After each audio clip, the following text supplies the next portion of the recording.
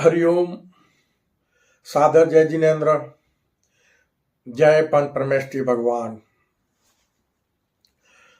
बंधुओं, अपने संपूर्ण विश्व मानव परिवार को कल की ज्ञान सागर के अनुसार ब्रह्म, अध्यात्म और कर्म रूपी आध्यात्मिक ज्ञान की बातें बताने से पहले मैं कल की साधक कैलाश मोहन, हमारी सुंदर सृष्टि के रचयिता, सृष्टि के सभी जीव जीवात्माओं के जन्मदाता, पालनहार, सृष्टि के सभी देवी देवताओं के कर्म भूमि पर हमारे संपूर्ण विश्व मानव परिवार के परम माता पिता परमात्मा, देवलोक में विराजमान देविक महाशक्ति सगुण पर ब्रह्म को मैं सत सत नमन करता हूं।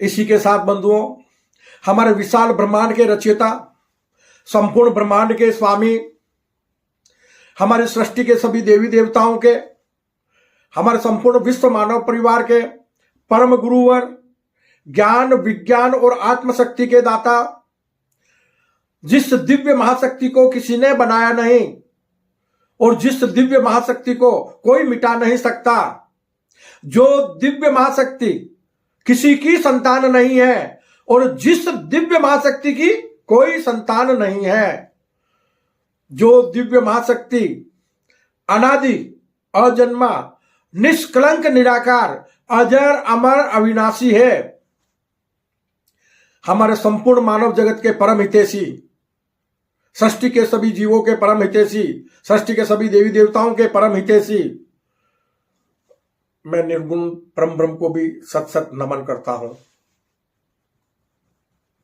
इसी के साथ बंधुओं, अपने प्रभु से करबद्ध प्रार्थना करता हूं कि ओम भूर्भुवस्व तत्सवितु वरेण्यं भर्गो देवस्य धीमहि धियो यो न प्रचोदयात्। हे मेरे प्रभु, इस युग परिवर्तन की संधि वेला संगम युग में कलयुग को सतयुग में परिणित करने के लिए हमारे संपूर्ण विश्व मानव परिवार के लोगों को वो सद्बुद्धि प्रदान करो जिससे हमारी कर्म भूमि पर मानव मात्र सत्कर्मी निष्काम कर्म योगी बन जाए,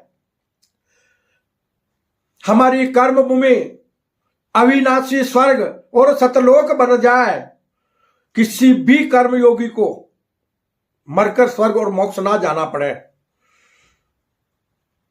इसी भावना के साथ बंधुओं, कि भावना दिन रात मेरी सब सुखी संसार हो, अरे भावना दिन रात मेरी सब सुखी संसार हो, सत्य संयमशील का व्यवहार घर घर बार हो, धर्म का प्रचार हो अरु देश का उद्धार हो, धर्म का प्रचार हो अरु देश का उद्धार हो, और ये बिगड़ा हुआ विश्व चमन गुलजार हो, और ये बिगड़ा हुआ विश्व चमन गुलजार हो। इसी भावना के साथ बंधुओं, आज का हमारा कल की ज्ञान सागर का विषय है संपूर्ण सृष्टि में एक सगुण पर ब्रह्म ही परम सत्य है। बहुत महत्वपूर्ण विषय है कि हमें सगुण पर ब्रह्म को जानना है। जैसे हम कहते हैं ना कि एको ब्रह्म द्वितीयो नास्ति, निर्गुण परम ब्रह्म के लिए, हमारे परम गुरुवर के लिए एको ब्रह्म द्वितीयो नास्ति, संपूर्ण ब्रह्मांड में एक परम ब्रह्म ही परम सत्य है। उसे विदित किए बिना इस मृत्यु लोक से मानव के लिए मुक्ति का और कोई उपाय नहीं है। तो बंधुओं, इसी प्रकार एको सगुण पर ब्रह्म द्वितीयो नास्ति, संपूर्ण सृष्टि में एक सगुण पर ब्रह्म ही परम सत्य है। सृष्टि के सभी जीव जीवात्मा, सृष्टि के सभी देवी देवता और कर्म भूमि पर सभी मानव का हमारा अपना कोई अस्तित्व नहीं है सृष्टि में, क्योंकि संपूर्ण सृष्टि में जितने भी जीव जीवात्मा हैं वो एक ही सगुण पर ब्रह्म के अनेक मायावी रूप हैं। हमें इस बात पर विशेष चिंतन करना है कि एक को जानो, एक को मानो और अपना अमूल्य मानव जीवन सार्थक बनाओ। बंधुओं, ईश्वर एक है, हमने पहले भी आपको बताया, एक बार फिर दोबारा बता रहा हूं कि ईश्वर एक है, उसी के दो स्वरूप और दो चरित्र है, निर्गुण व सगुण। निर्गुण स्वरूप में जो ज्ञान विज्ञान और आत्मशक्ति का दाता है, निष्कलंक निराकार है, वही सगुण स्वरूप में सृष्टि के सभी जीव जीवात्माओं का जन्मदाता पालनहार है। दोनों स्वरूप में हमारे सेवक बने हुए हैं हमारे प्रभु। उस परम हितैषी प्रभु को हम सत्य स्वरूप में जाने और उनके द्वारा बताए गए मार्ग पर चलकर इस कर्म भूमि पर अपने अमूल्य मानव जीवन को हम सार्थक बना लें। तो आज का विषय है अवतार एक है, उसके अवतरण अनेक होते हैं, उसके स्वरूप अनेक है। जिस प्रकार निर्गुण ब्रह्म को विदित किए बिना इस कर्म भूमि पर, इस मृत्यु लोक से मानव के लिए मुक्ति का और कोई उपाय नहीं है, उसी प्रकार सगुण पर ब्रह्म को भी विदित किए बिना मानव के लिए इस मृत्यु लोक से मुक्ति का और कोई उपाय नहीं है। हम एक स्वरूप को तो जान लेंगे और उसको तो मान लेंगे, लेकिन दूसरे स्वरूप को नहीं जानने से हमारा ज्ञान अधूरा हो गया, क्योंकि निर्गुण और सगुण दोनों एक ही सिक्के के दो पहलू हैं। और हमें अद्भुत रहस्यमय सृष्टि सृजन के रहस्यमय ज्ञान अनुसार उस दिव्य महाशक्ति के दोनों स्वरूप को जानने की जरूरत है। तभी कर्म भूमि पर हम विश्व में शांति स्थापित कर अपने कर्म भूमि को अविनाशी स्वर्ग और सतलोक बना सकते हैं। जब हमारे कर्म भूमि पर, हमारी कर्म भूमि पर धर्म के नाम पर जाति संप्रदायवाद जड़ से मिट जाएगा, धार्मिक भेदभाव जड़ से मिट जाएगा, तभी हम विश्व में शांति स्थापित कर सकते हैं। हम अवतार के बारे में आपको बताएंगे कि 24 तीर्थंकर जैन संप्रदाय में माने जाते हैं, 24 पैगंबर इस्लाम में माने जाते हैं और 24 अवतार सनातन धर्म में माने जाते हैं। सब मानते 24 हैं। उन सभी 24 में अवतार स्वरूप अवतरण किसका होता है? एक सगुण परब्रह्म का। जैसा कि सनातन धर्म में माना जाता है कि हरि विष्णु के 24 अवतार होते हैं, तो फिर हरि विष्णु कौन है? हरि विष्णु परब्रह्म के स्वयं का स्वरूप है। उन्होंने परब्रह्म ने सृष्टि का विस्तार करने के लिए स्वयं को नर और नारी के रूप में स्थापित करके अपनी इच्छा शक्ति से स्वयं को ब्रह्मा, महेश और विष्णु के रूप में स्थापित किया। जैसे पिता की 3 संतानें होती है और 3 संतानों को अलग अलग काम सौंप दिया जाता है, तो उन्होंने अपनी इच्छा शक्ति से तीनों दैविक महाशक्तियों को प्रकट किया और अपना अपना काम सौंप दिया। और उनके साथ ही उनकी अर्धांगिनी के लिए माता शक्ति ने अपनी इच्छा शक्ति से माता सरस्वती, माता लक्ष्मी और माता पार्वती को स्थापित किया। और यहीं से सृष्टि में अनेक प्रकार के देवी देवताओं के साथ अनेक प्रकार के जीव जीवात्माओं की उत्पत्ति हुई और सृष्टि के सभी जीव जीवात्मा, सभी देवी देवता और मानव एक ही सगुण परब्रह्म के अनेक मायावी रूप हैं। यानी एक ही सगुण परब्रह्म स्वयं कर्ता, हर्ता और भर्ता बने हुए हैं। यहां इस बात को मैं आपके सामने क्लियर कर दूंगा ताकि आप इसमें उलझन में नहीं पड़ जाओ। जैसे मैं कल की साधक, बोलूंगा मैं कैलाश मोहन, तो मैंने किसका नाम लिया? भौतिक शरीर का।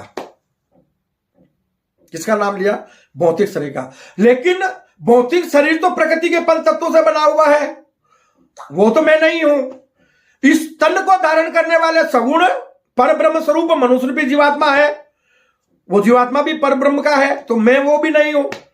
और आत्मस्वरूपता में भीतर विद्यमान हम अंशज है निर्गुण परम ब्रह्म के, तो वो भी मैं नहीं हूं। तो यहां मैं कौन है? तो बंधुओं, आध्यात्मिक ज्ञानानुसार, कल की ज्ञान सागर के अनुसार, मैं का मतलब आप आत्मस्वरूप बन जाओ, आत्मस्वरूपता में मैं लगाओ, इस देह भाव को त्याग दो, कर्म भूमि पर सगुण जीवात्मा स्वरूप को त्याग दो और इस तन को विराट आत्म स्वरूप बना लो। ये हो गया आपका आत्म कल्याण। जीते जी इसी कर्म भूमि पर। क्यों? कि आपने आत्मा के लिए मैं लगा दिया, तो आपकी आत्मा प्रभु में लीन हो गई, निर्गुण परम ब्रह्म में। उनके जैसा तो ना कोई था, ना कोई है और ना ही कभी कोई बन सकता है, लेकिन उस दिव्य महाशक्ति में लीन हो सकता है। क्यों? कि हम जिसके निमित्त से प्रकट हुए हैं उसी में वापस मिल सकते हैं। जैसे कि आपको कल बताया था हमने, उसके पहले भी वीडियो में बताया था कि जिस प्रकार हमारी कर्म भूमि पर समंदर का पानी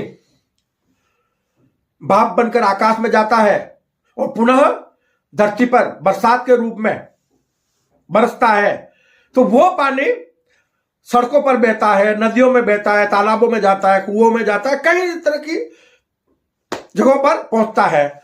और उसके बाद कुछ पानी ऐसा भी होता है जो वापस चलते चलते चलते सागर में पहुंच जाता है।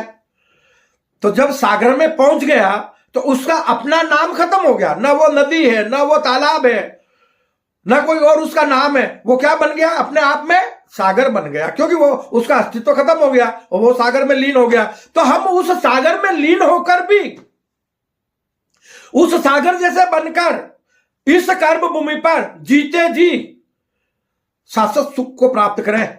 अपनी कर्म भूमि को हम सतलोक बना लें, अविनाशी स्वर्ग बना लें। यह कहता है कल की ज्ञान सागर, क्योंकि यह युग परिवर्तन की संधि वेला का समय है। कलयुग को सतयुग में परिणित करने का समय है। आपको बार बार हम वीडियो के माध्यम से बता रहे हैं कि पापी और पाप बहुत जल्दी मिटने वाले हैं, बहुत ज्यादा टाइम नहीं है। जो अहोभाग्यशाली होंगे वो प्रभु की शरण ले लेंगे, और जो पाप कर्मों में लीन होंगे, तामसिक प्रवृत्ति के होंगे, वो स्वतः ही मिट जाएंगे। उनके लिए कोई जगह ही नहीं है जब तक वो धर्म के मार्ग पे नहीं चल रहे, क्योंकि परमात्मा ने किसी को अकाल मौत मारने के लिए पैदा नहीं किया है, त्रासदियां देने के लिए हमें अवतरित नहीं किया है कर्म भूमि पे। बस हम परमात्मा स्वरूप बनकर इस सुंदर सृष्टि का आनंद लें। हमने आपको पहले भी बताया ना कि अवतार के बारे में आप 100% इस बात को नोटिस कर लेना कि अवतार सिर्फ एक का होता है। किसका होता है? और उसका प्रमाण समझना बात को आने वाले वक्त में कल की ज्ञान सागर देगा आपको, और पूरी दुनिया उस बात को मानेगी और वैज्ञानिक उस बात को मानेंगे कि नहीं, वास्तव में अवतार अगर होता है तो शिव शक्ति का होता है, अर्धनारीश्वर का होता है।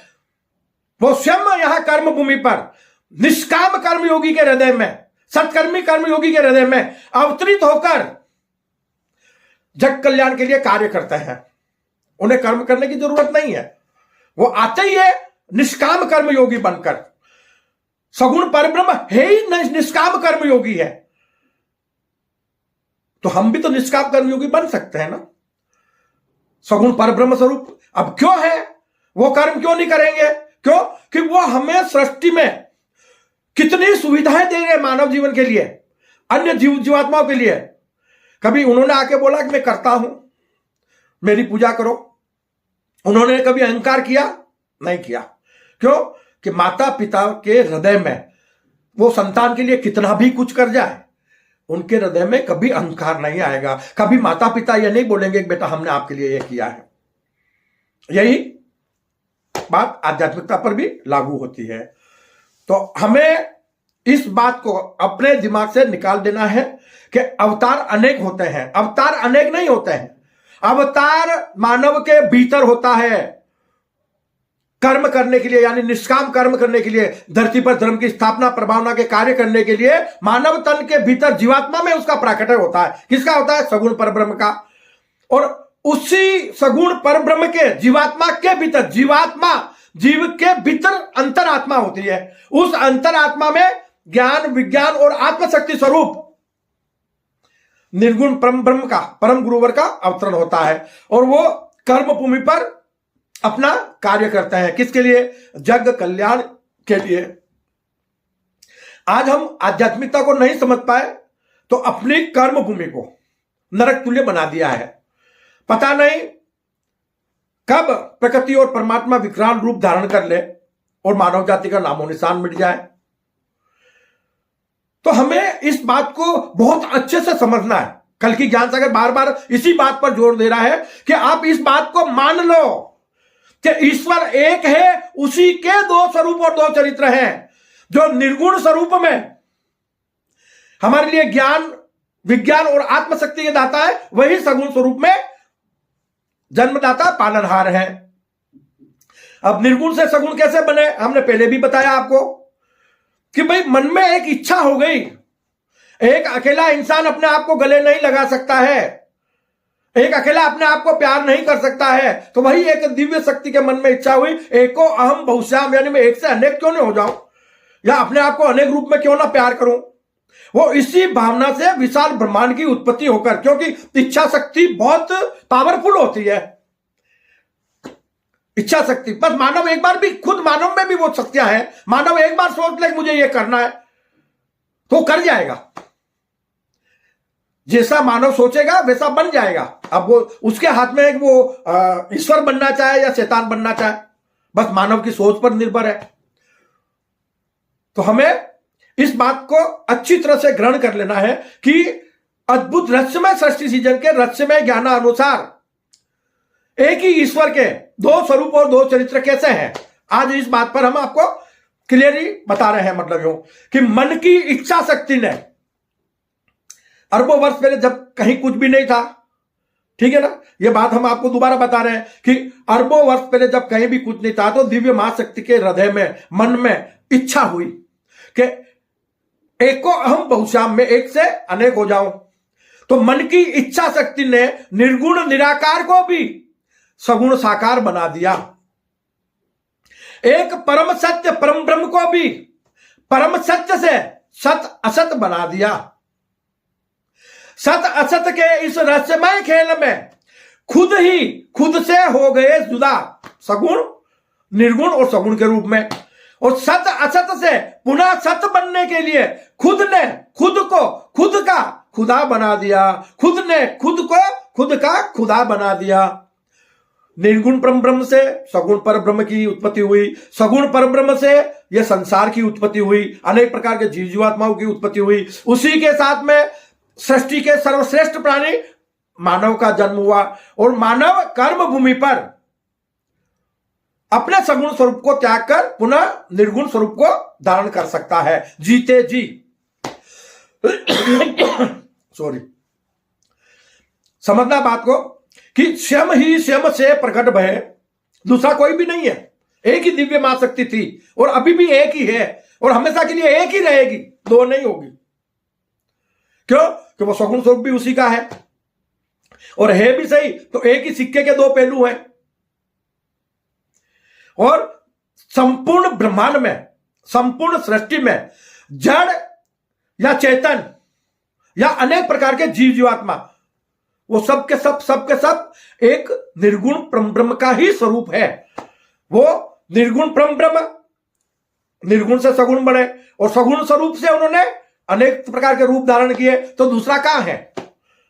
तो हमें निर्गुण और सगुण दोनों स्वरूप में उस दिव्य महाशक्ति को और दैविक महाशक्ति को जानने की जरूरत है कि कैसे दैविक महाशक्ति स्वयं ही स्वयं से प्रकट भय, निर्गुण परम ब्रह्म के लिए बताया है कि वो कैसे दैविक महाशक्ति बन गए, कि स्वयं ही अर्धनारीश्वर स्वरूप में बनाए ना, जिनका अर्धनारीश्वर स्वरूप है, जिनका प्रतीक शिवलिंग है और अलग होने के बाद माता शक्ति और शिव के रूप में जाने गए।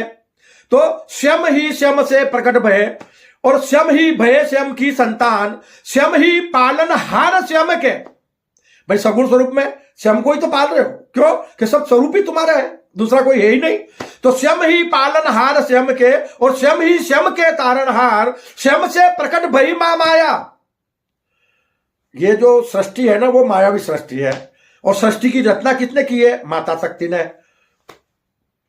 और जब सृष्टि में धरती पर पाप का बोझ अत्यधिक बढ़ जाता है तो महाकाल के द्वारा ऑल डिलीट मार दिया जाता है, फिर से नवीन सृष्टि का सृजन होता है। यही खेल लाखों वर्षों से चलता आ रहा है। तो हमें इस खेल को समझना है कि स्वयं ही स्वयं से प्रकट भय और स्वयं ही भय स्वयं की संतान, स्वयं ही पालनहार स्वयं के और स्वयं ही स्वयं के तारणहार, स्वयं से प्रकट भई मां माया, मोहनी को मनाने मोहन भय।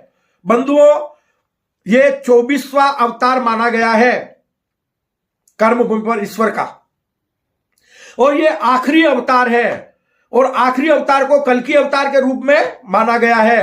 तो इस आखिरी अवतार में हमारे परम माता पिता परमात्मा इस अद्भुत रहस्यमय सृष्टि सृजन का रहस्यमय ज्ञान संपूर्ण मानव जगत को दे देंगे। वो रहस्यमय भेद अब खोल देंगे, जिससे मानव कर्म भूमि पर अपने सत्य स्वरूप को जान ले और विराट आत्म स्वरूप बनकर संपूर्ण ब्रह्मांड का स्वामी बन जाए।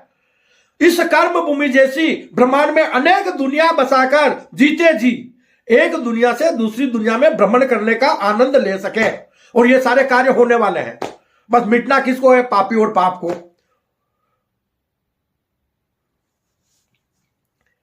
स्वयं ही स्वयं से प्रकट भय और स्वयं ही भय स्वयं की संतान, स्वयं ही पालनहार स्वयं के और स्वयं ही स्वयं के तारणहार, स्वयं से प्रकट भई मां माया, मोहनी को मनाने मोहन भय और स्वयं ही स्वयं के साधक भय। अगर मैं किसी की साधना भी कर रहा हूं तो किसकी कर रहा हूं? प्रभु की। तो प्रभु कौन है? प्रभु अंदर बैठे हुए हैं, बस उनको जाना नहीं है तो बाहर ढूंढ रहा हूं। तो स्वयं ही स्वयं के साधक भय और स्वयं ही भय स्वयं के भगवान, दूसरा कोई नहीं है।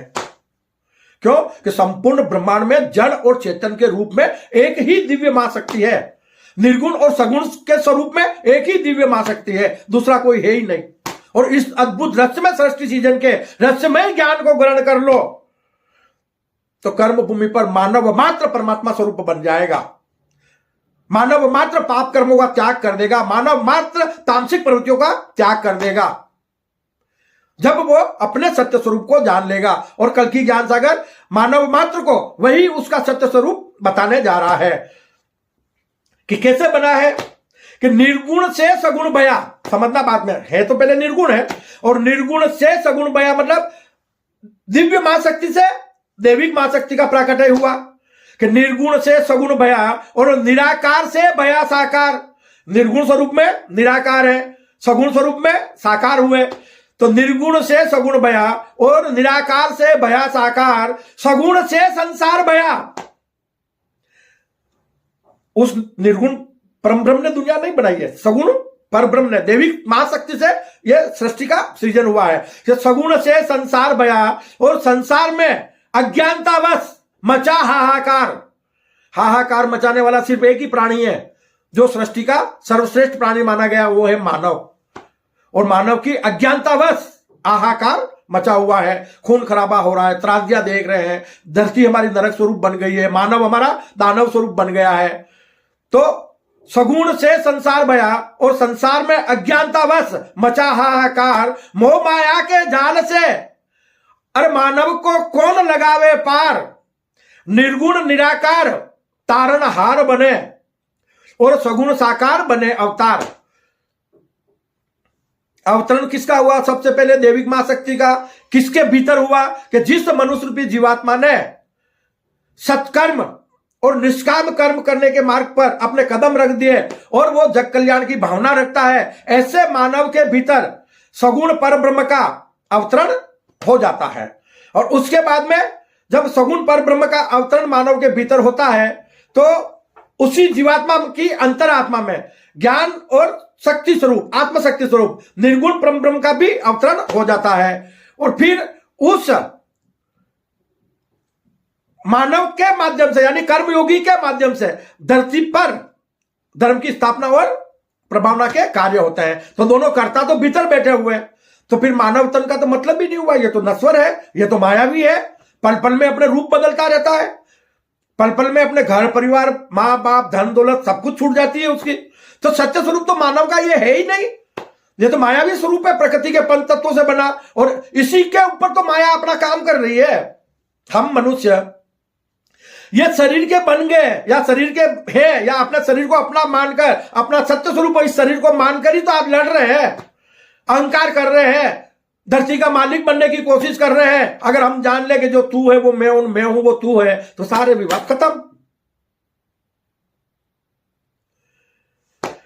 बंधुओं, अज्ञानतावत धर्म का ज्ञान तो है नहीं, और धर्म के नाम पर हम पाप कर्म कर रहे हैं।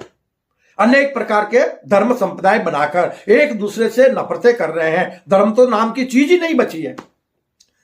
क्यों? कि हम धर्म के नाम पर घृणाएं पैदा कर रहे हैं। बताया है ना कि हम इंसान होकर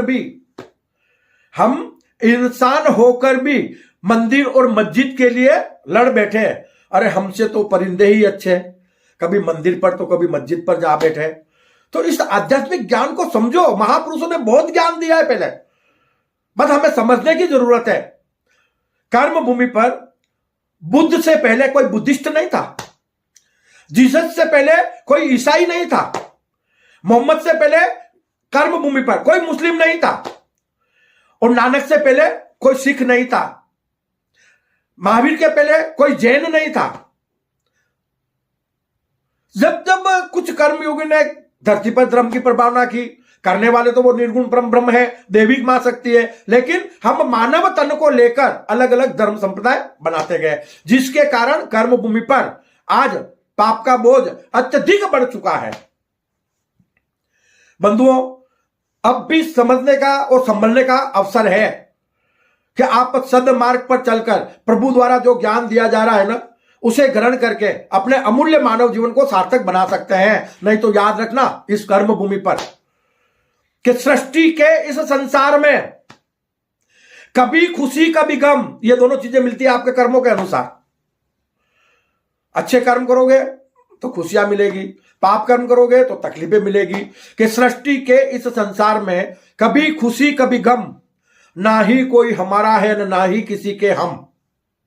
स्वयं से स्वयं तक, बहुत गहराई है बात में समझना। स्वयं बोला तो निर्गुण परम ब्रह्म के लिए बोला गया है कि स्वयं से स्वयं तक जिंदगी एक सफर है। अब उसमें कितने रूप धारण किए? 84 लाख योनियों के रूप है। तो इतना लंबा सफर है, छोटा सफर नहीं है। कि स्वयं से स्वयं तक जिंदगी एक सफर है, और जिंदगी के इस सफर में हम स्वयं ही स्वयं के हम सफर हैं, दूसरा बीच में कोई भी नहीं है। तो बंधुओं, ये जो हमें मनुष्य योनि में जन्म मिला है, इस मनुष्य योनि में जन्म लेने के लिए देवलोक के देवी देवता भी तरसते हैं, और हम मूढ़ बुद्धि के लोग, जिसे मानव जाति के लोग कहते हैं ना, हाँ, अज्ञानतावश अपने अमूल्य मानव जीवन को मिट्टी में मिला रहे हैं।